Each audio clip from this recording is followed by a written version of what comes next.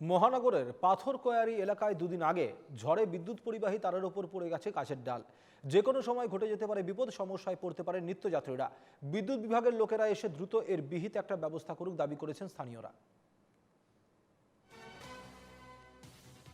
আমি আজি প্ৰায় 25 দিনমান আগতে গছজোপা এনেকুৱা ভাঙি পেলাই তাৰৰ ওপৰত লটি আছে। বহুত কেইজনে কমপ্লেইন কৰিলে, 6-7জনমান মানুহে ফোন কৰিলে। ফোন কৰি তেওঁলোক বোলে দুদিন আহিছিলে বোলে, দুদিন আহি বোলে তেওঁলোকে কৈছে গছজোপা কাটিব নোৱাৰোঁ, ফৰেষ্টৰ নাম লৈছে। এতিয়া কথা হ'ল ফৰেষ্টে হেৰি কৰক, যি নহওক আমি জনাত ইলেক্ট্ৰিচিটি বৰ্ডৰ মানুহ লাগিবই। তেওঁলোকে আহি তেওঁলোকৰ লাইন কাটিব লাগিব, তাৰপিছত গছ কাটিব। কিন্তু তেওঁলোকে সেইবিলাক নকৰি কোনো গুৰুত্ব নাই।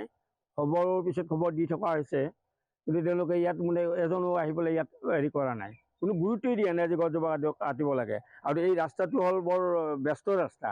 এই ৰাস্তাটোদি স্কুলৰ ল'ৰা ছোৱালী প্লাছ বহুত এই ৰাস্তাত পানী হ'লে গোটেই গাড়ী এইফালেদি অহা যোৱা কৰে।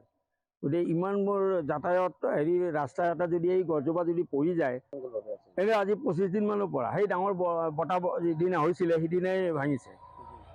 আজি 25 দিনৰ কম হোৱা নাই, 25 দিন হৈ গৈছে।